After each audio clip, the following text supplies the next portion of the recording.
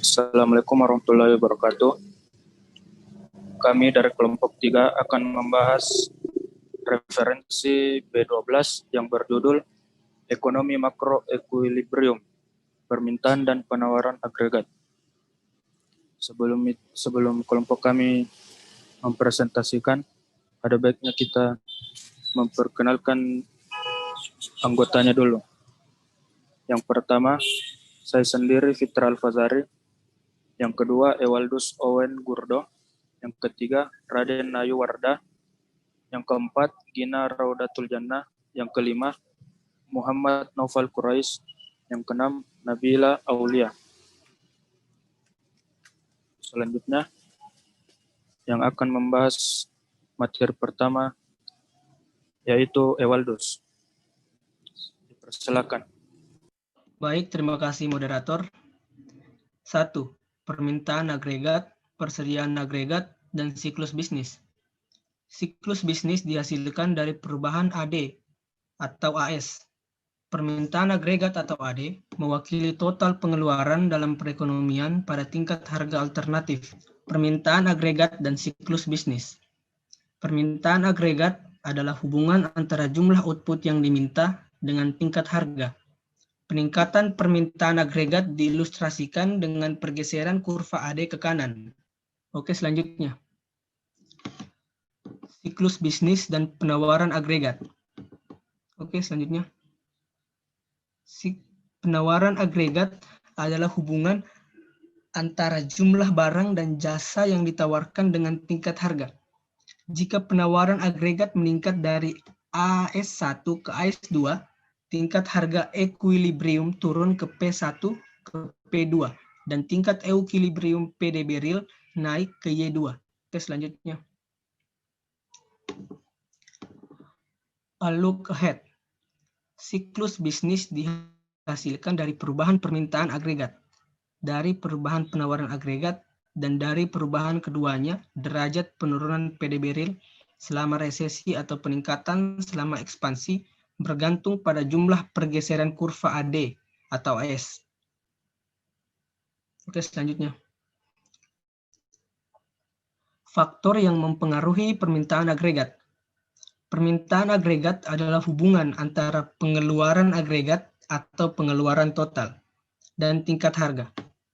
Selanjutnya akan dibacakan oleh Wardah. Dipersilakan. Baik, terima kasih atas kesempatan yang diberikan. Saya akan membacakan materi selanjutnya. 2A. Konsumsi. Berapa banyak pengeluaran rumah tangga bergantung pada pendapatan, kekayaan, ekspektasi tentang harga dan pendapatan di masa depan, demografi seperti distribusi usia populasi, dan pajak. Selanjutnya. 2B. Investasi. Investasi adalah pengeluaran bisnis untuk barang modal dan persediaan. 2C. Pengeluaran pemerintah. Belanja pemerintah dapat ditetapkan oleh otoritas pemerintah terlepas dari pendapatan saat ini atau faktor penentu lain dari pengeluaran agregat. Selanjutnya. 2D. Ekspor neto. Ekspor bersih sama dengan ekspor dikurangi impor. 2E. Pengeluaran agregat. Komponen pengeluaran agregat yang berubah seiring perubahan tingkat harga akan menyebabkan pergerakan sepanjang kurva permintaan agregat. Perubahan kuantitas yang diminta, sedangkan perubahan dalam pengeluaran agregat yang disebabkan oleh efek non-harga akan menyebabkan pergeseran kurva permintaan agregat, perubahan dalam agregat permintaan. Baik, terima kasih. Saya kembalikan kepada moderator. Baik. Selanjutnya akan dibacakan oleh saya sendiri, Fitra Al-Fazari. Materi yaitu 3 kurva permintaan agregat. Pertama-tama kita melihat pergerakan di sepanjang kurva permintaan agregat yang disebabkan oleh perubahan tingkat harga.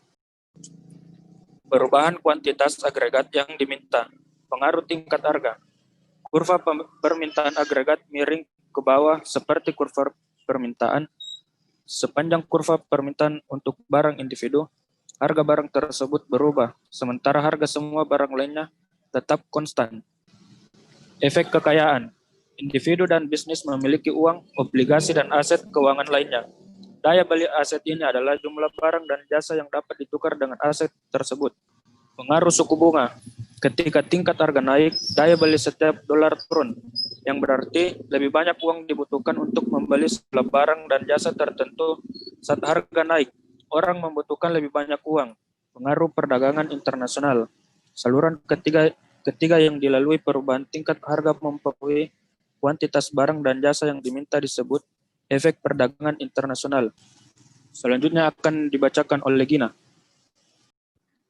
Baiklah, saya akan menjelaskan tentang 3A4, jumlah pengaruh tingkat harga. Kurva penawaran agregat atau AD menunjukkan bagaimana tingkat equilibrium pengeluaran perekonomian berubah saat tingkat harga berubah. Dengan kata lain, tersebut menunjukkan jumlah yang dibelanjakan orang pada tingkat harga yang berbeda. Selanjutnya, 3B yaitu perubahan permintaan agregat atau penentu non-harga. Kurva permintaan agregat menunjukkan tingkat pengeluaran agregat pada tingkat harga alternatif. Selanjutnya, 3B1, ekspektasi. Konsumsi dan pengeluaran bisnis dipengaruhi oleh ekspektasi. Konsumsi peka terhadap ekspektasi orang akan pendapatan, harga, dan kekayaan di masa depan. Selanjutnya, 3B2, pendapatan asing dan tingkat harga. Ketika pendapatan asing meningkat, begitu pula belanja luar negeri. Sebagian dari peningkatan pengeluaran ini untuk barang-barang yang diproduksi dalam perekonomian domestik.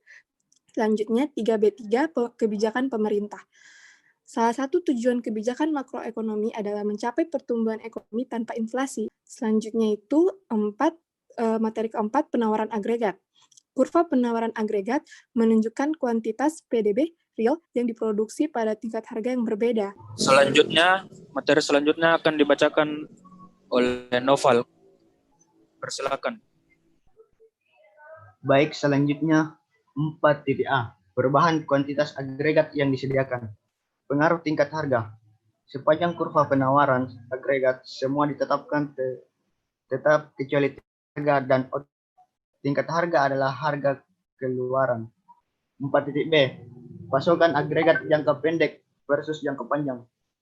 Kurva pada gambar kurva 4.A adalah kurva penawaran agregat jangka pendek karena biaya produksi dipertahankan konstan.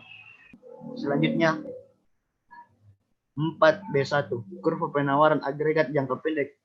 Gambar 4.A menunjukkan bentuk umum dari kurva penawaran agregat jangka pendek. 4B.2, kurva penawaran agregat jangka panjang. Penawaran agregat dalam jangka pendek berbeda dengan penawaran agregat jangka panjang. Lihat gambar 4B.2. Perbedaan itu berasal dari fakta bahwa jumlah dan biaya sumber daya tidak tetap dalam jangka panjang. Selanjutnya 4.C, perubahan dalam penawaran agregat penentu non harga. Kurva penawaran agregat dibuat dengan segala sesuatu kecuali tingkat harga dan PDB real tetap konstan. 4C1, harga sumber daya. Ketika harga output berubah, biaya produksi tidak langsung berubah. Materi selanjutnya akan dibacakan oleh Nabila. Baik. Silakan. Selanjutnya adalah teknologi. Nah, ketika suatu bisnis ini memiliki teknologi yang berinovasi dapat meningkatkan produktivitas sumber daya yang ada. Kemudian adalah harapan.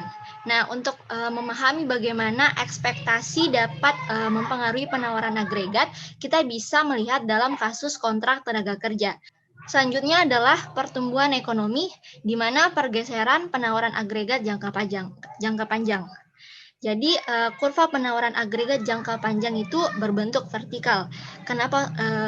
Meskipun berbentuk vertikal, tidak berarti bahwa perekonomian selamanya ditetapkan pada tingkat potensi PDB real saat ini. Yang pertama, equilibrium jangka pendek.